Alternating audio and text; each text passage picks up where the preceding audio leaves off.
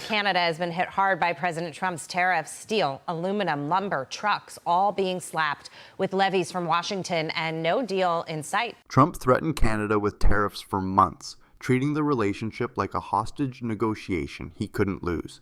President Trump meeting with Canadian Prime Minister Mark Carney at the White House, and it could get a little testy today. Now reports say he's about to drop those same tariffs right before Mark Carney walks into the Oval Office. We are working on something. We want to be very good to Canada. I like Carney a lot. I think the guy who never backs down might actually be backing down. And that tells you everything about who really won this standoff. He wants to boast about territorial expansion. So, of course, the 51st state idea comes up. And sometimes you have to wonder if Donald Trump wants to be president of the United States in 2025 or 1825. Let me walk you through how this happened, because it's not the story Trump wanted anyone to see. He launched this tariff offensive believing Canada would fold immediately, that Ottawa would scramble for damage control and come begging for terms.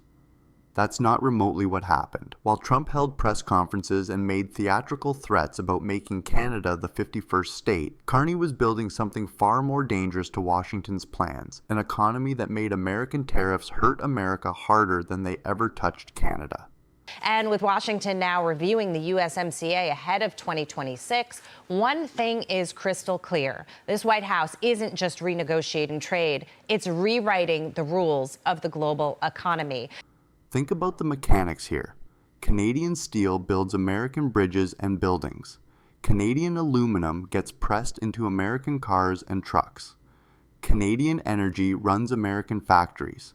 Every single state in the Union depends on Canadian trade somehow. When you mess with that system, you're not punishing your neighbor, you're kneecapping your own industries. Trump's people marketed these tariffs as economic strength, but they exposed something more embarrassing, a complete failure to understand how North American trade actually functions. Where can the president get with Carney today regarding Canada? The data started screaming within weeks. American manufacturers watching their input costs explode, construction companies facing supply shortages, auto plants dealing with margin collapse. Exporters dependent on Canadian supply chains are suddenly bleeding money. Meanwhile, what did Canada do? Carney expanded trade deals with Europe and Asia, strengthened domestic production capacity, and kept the economy stable. He wasn't playing defense because he was already running circles around Washington's offense. It's up to Carney, really. Listen, he bolted into the job, running on an anti-Trump campaign. That was brilliant on his part.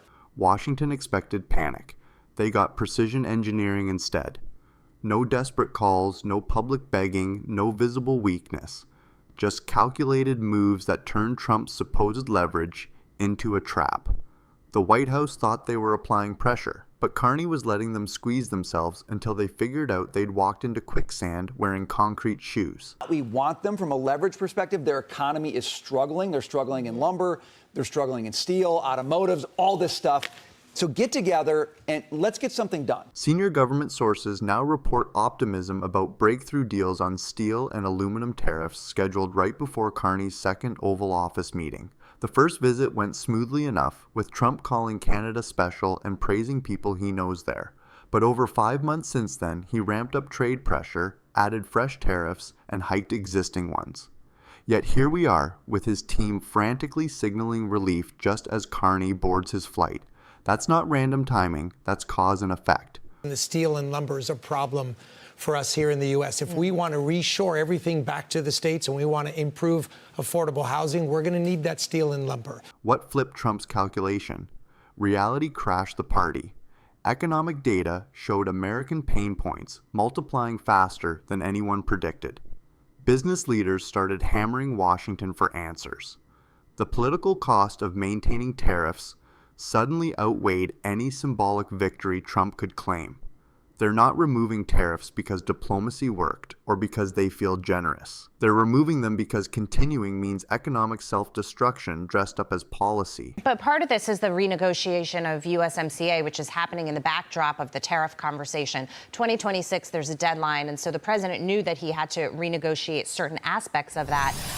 I'm wondering if that's going to be more important today, and tariffs are some of the leverage that he's using to get what he wants there. Carney grasps leverage better than most politicians ever will. He didn't chase deals or offer concessions to speed things up. He waited. I think people misunderstand patience in negotiations, treating it like passivity or weakness. It's not. It's mastery. By refusing to rush, by staying calm while Trump generated chaos, Carney forced Washington to confront basic math. And that math said Canada holds cards Trump can't beat with bluster or threats. Here's where tactical brilliance meets political symbolism. One day before leaving for Washington, Carney sat down with Alberta Premier Danielle Smith. Surface level, routine coordination between federal and provincial leadership. Look deeper and you see strategic genius at work. American officials spent years quietly hoping Canadian provinces would fight each other, creating openings for classic divide and conquer tactics. That meeting obliterated that fantasy completely. If you're digging this breakdown of how Carney outplayed Trump at his own game, smash that subscribe button and flip on notifications. We're covering tomorrow's Oval Office showdown with complete analysis, and you absolutely need to see what happens when these two finally sit across the table. Part of ongoing discussions, how we are going to build Canada as an energy superpower, how we're building together. A huge range of exciting opportunities there. Smith runs Alberta, Canada's energy giant and a province often painted as politically distant from federal positions. Yet there she stood with Carney, discussing energy superpower ambitions, industrial strategy, and national strength. Not as opponents putting on polite theater for cameras, but as aligned leaders working toward shared goals. They talked about building Canada's energy future, spreading successful provincial approaches nationwide, and using natural resources as geopolitical weapons. That provincial unity matters more than casual observers realize. When Alberta's energy muscle, Ontario's manufacturing engine, and Quebec's industrial capacity move together, Canada transforms into something formidable. Trump's whole approach depended partly on exploiting Canadian internal divisions. Carney's answer was demonstrating those divisions vanish as the instant sovereignty gets threatened. The message to Washington cut clean. You're not negotiating with fragmented regions, you're facing unified national power. I know you've got a very important visit that you're taking to Washington. We wish you all the best down there, of course, because we'd love to see renegotiate Canada's free trade agreement sooner rather than later. When Trump examines updated economic reports now, he's not looking at negotiations anymore. He's staring at reality checks written in red ink. American businesses need Canadian inputs to function. American consumers depend on Canadian resources for daily life. American workers benefit from integrated continental supply chains. The tariffs disrupted everything without delivering promised advantages. Removing them isn't a weakness now, it's common sense to wear a dealmaker costume.